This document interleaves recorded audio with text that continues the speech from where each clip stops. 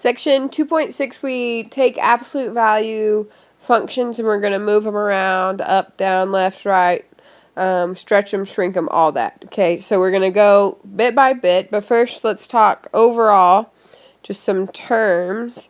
And the first thing is we're going to talk about families of function. So absolute value is a family. And within families, we have different parts. Okay, but each family has common characteristics.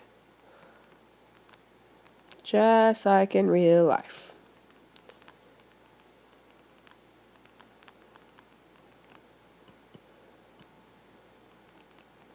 That Blake doesn't seem to be long enough. Oh well. So we talked about parent functions very briefly the other day. We're going to revisit that now. Parent functions are the simplest form of a function. Okay, the characteristics are specific to the type, to their family. So absolute value functions, their characteristics are specific to them, specific to the parent function. Examples are linear, absolute, quadratic. We have done linear functions. Those are just the straight lines. Absolute, that's the v's. And then quadratic. You did quadratic in Algebra 1, maybe some in Geometry 2. But those made parabolas, the U-shapes. Those are just examples. We're just talking about absolute today. The offspring of parent functions. Okay, so these are the kids. Okay, they include translations, stretches, and shrinks.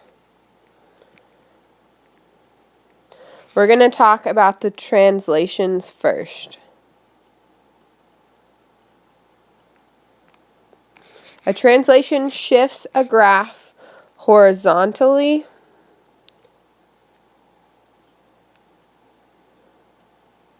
vertically, or both. It can move both ways, which is basically diagonally. In absolute value equations, the parent function is y equals absolute value of x.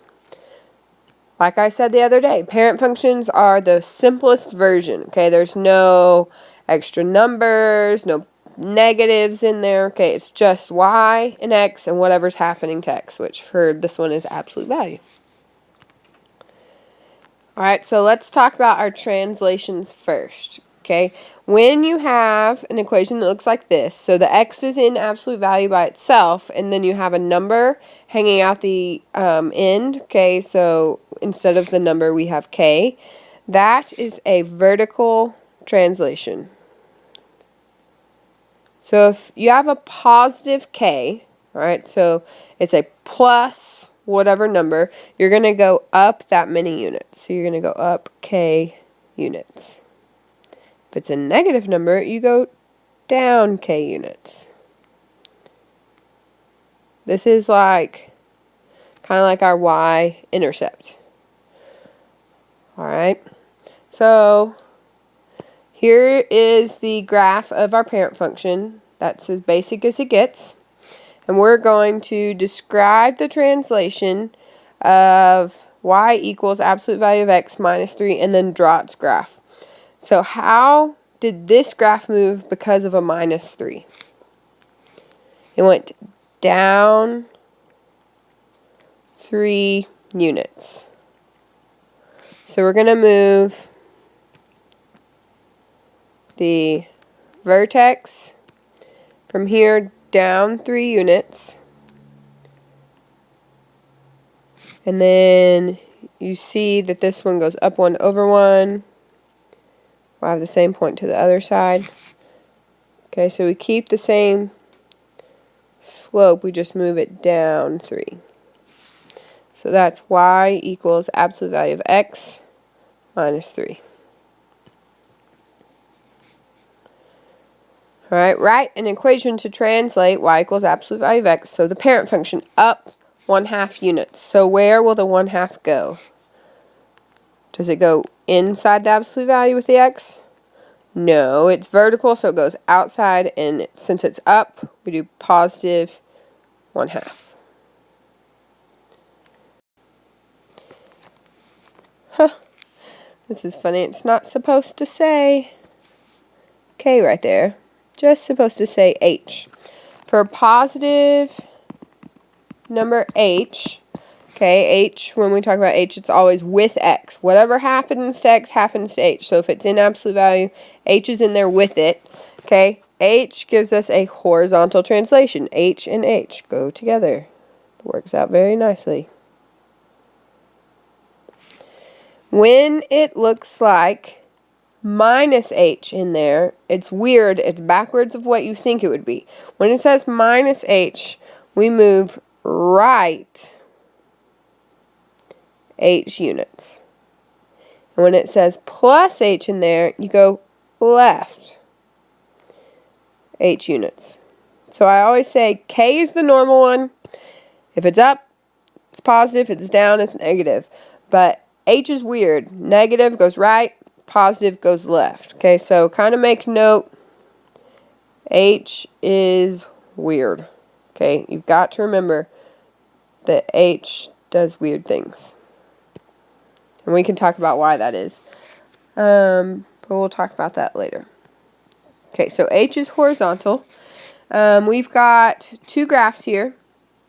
It says the blue and red graphs. I know on your paper it's not labeled, so maybe put a B next to the lower one, and then an R next to that one, so you know which is which.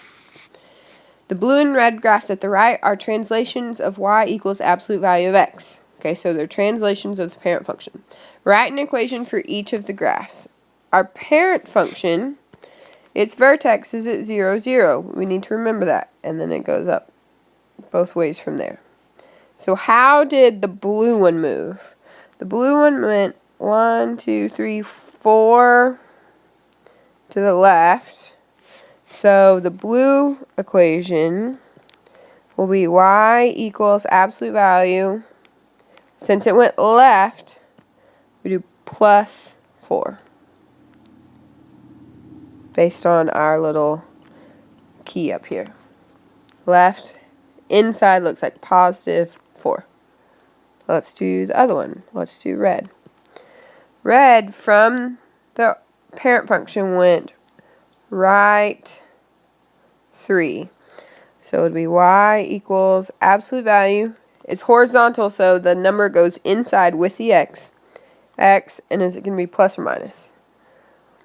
Minus 3, because it went right. Alright, let's do the next one. It says, describe the translation y equals absolute value of x plus 3 and draw its graph. So from the parent function, the only difference between this and parent function y equals absolute value of x is this plus 3 inside with the x. So that means that how has it moved? Left 3. So let's see if I can. Nope, not gonna let me erase. Need a new color. Green. Alright, so I'm gonna do this one with green.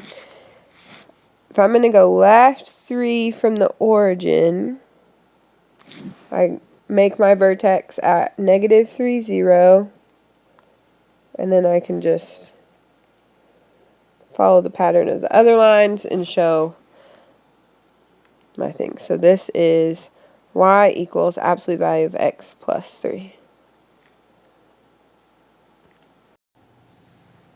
So let's review the translations again, just real fast, kind of summarize here. Here is when we combine them. Okay, so we have our h and our k together in this, because horizontal and vertical can happen at the same time. We take our parent function, absolute value of x, and if we want to move it up, we have plus k on the end. If we want to move it down, we have negative k. So up and down. Okay, plus k and negative k.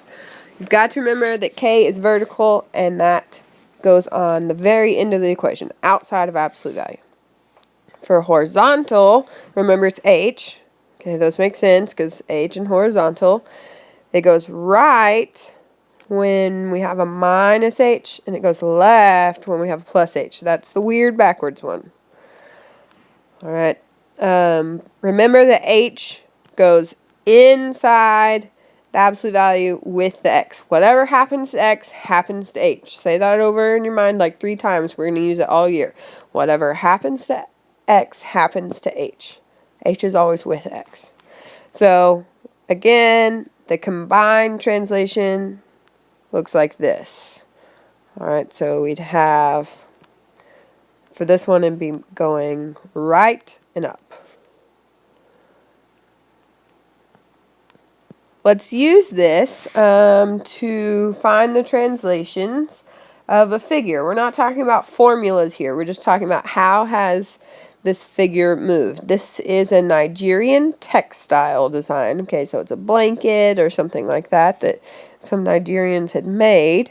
And it wants to know how the figure A moved and how B moved. So A, I think I need a new color. Let's see. We'll do pink. Alright. So A here, it looks like we can either talk about it going up or down. I'm going to go with up. Okay, so from this point to this point, make sure you're looking from the very top point to the other top point. How far did it move up? Let's see, 1, 2, 3, 4, 5, right?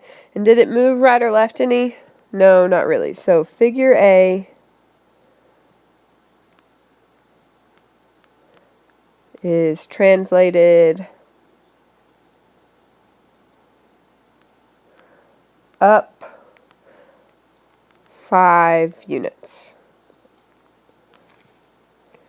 Alright, now let's talk about figure B. So figure B is like this solid rectangle, right? And here's one that matches it. So just pick a point and see how it moved. So like, let's take the bottom corner. How did the bottom corner move from the first one to the second one? Let's see, so like 1, 2, 3 up, and 1, 2, 3, 4 and a half left. So figure B is translated, what did I say, up 3 and left 4.5 units. We don't really know what those units are, like if that's a grid that's in inches or what, so we'll just say units. So on your homework when you do this, you'll have some funky thing with a weird pattern. Just pick a point in the pattern and count either up, down, left, right until you find that point again. So that's translations. That's up, down, left, right. Now the other part of moving parent functions around are stretches, shrinks, and reflections. A vertical stretch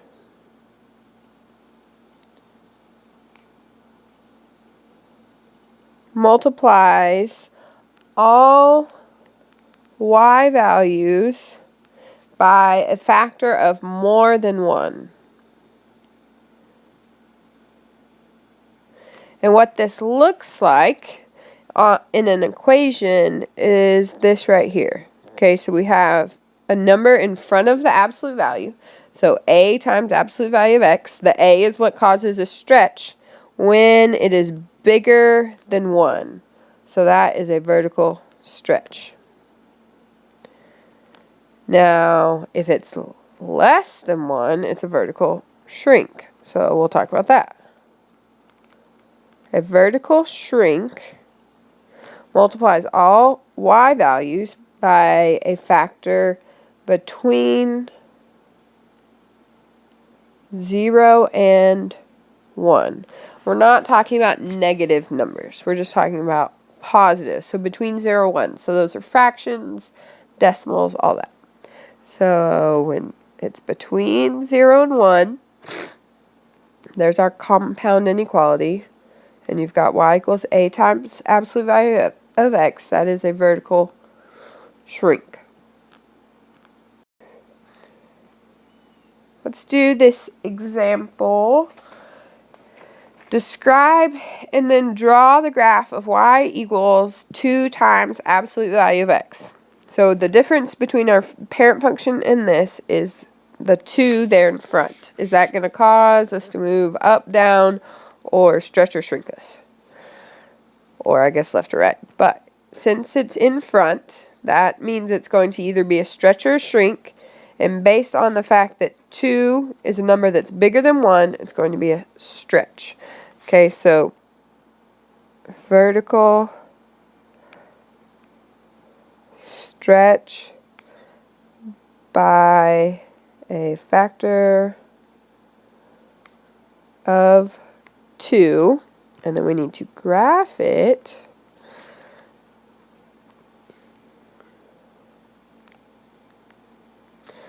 All right. Now, to graph it, we need to find a couple values, okay? It didn't move left or right, up or down, so we know our vertex will still be 0, 0. So our vertex is still in the middle, but we need another point. So let's plug in like 2 for x. What is the absolute value of 2? 2 times 2. Let me zoom in here so you can see what I'm doing. So I'm plugging 2 in for x, so y will equal 2 times the absolute value of 2. So that's 2 times 2, which, wrote that wrong. 2 times 2 is 4. So y equals 4. So I've got a point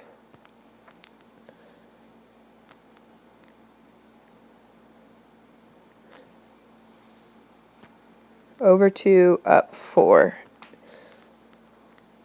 Over 2 up 4.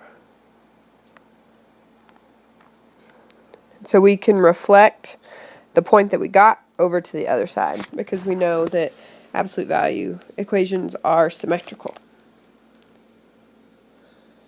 So if you can imagine, I know it's hard with me not standing in front of you because I'm talking with my hands right now, but if you grabbed the bottom of a graph and the top of a graph of a parent function, okay, so you're grabbing the top of the V and the bottom of the V and vertically pull your hands apart, that makes it stretch. So as you pull it apart, it gets skinnier, okay?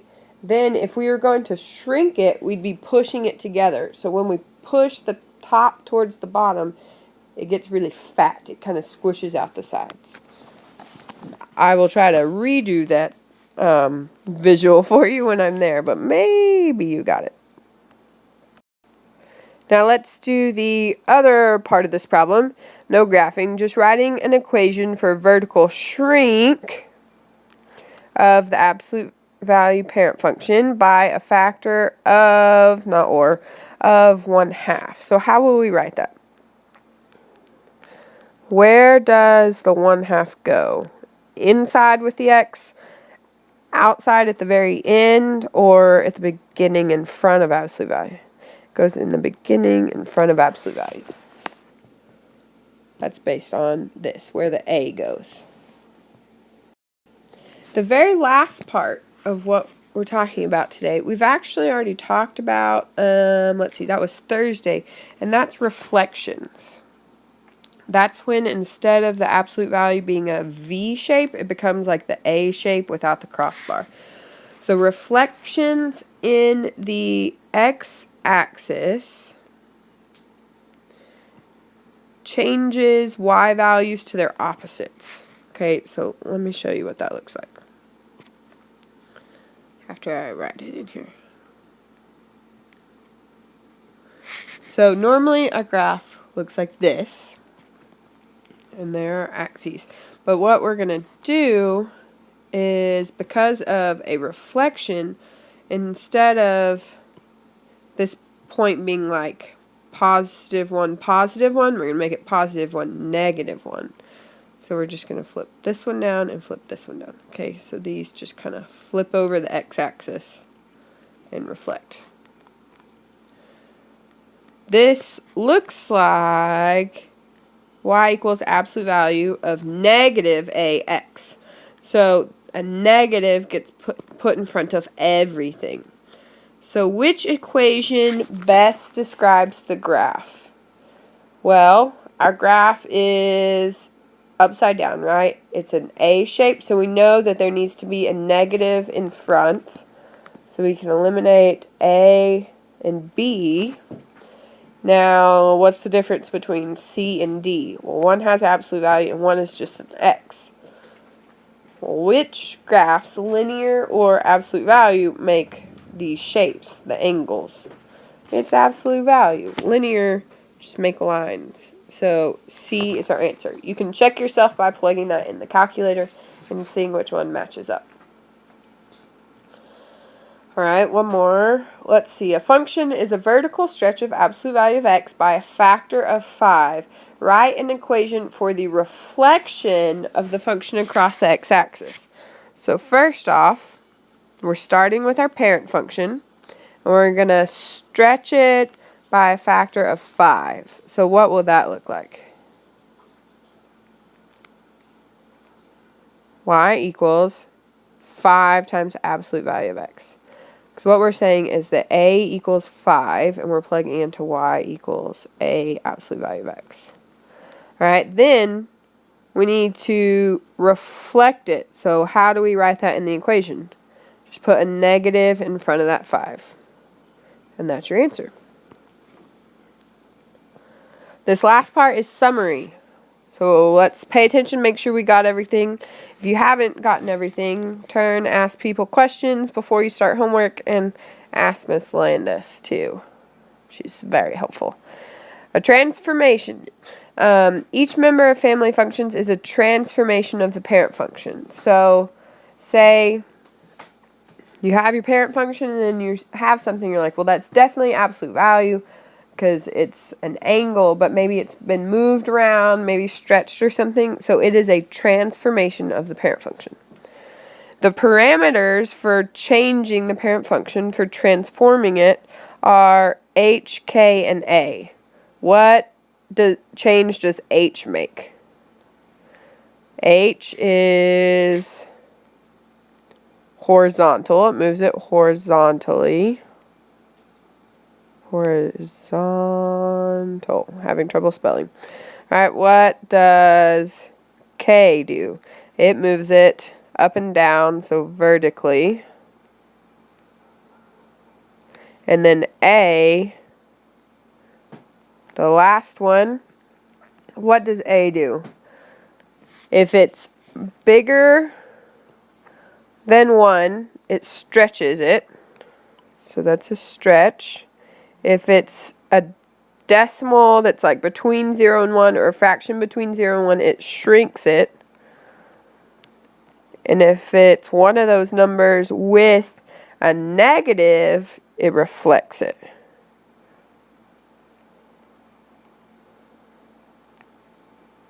Alright, so our H, which goes inside with X, moves it left and right.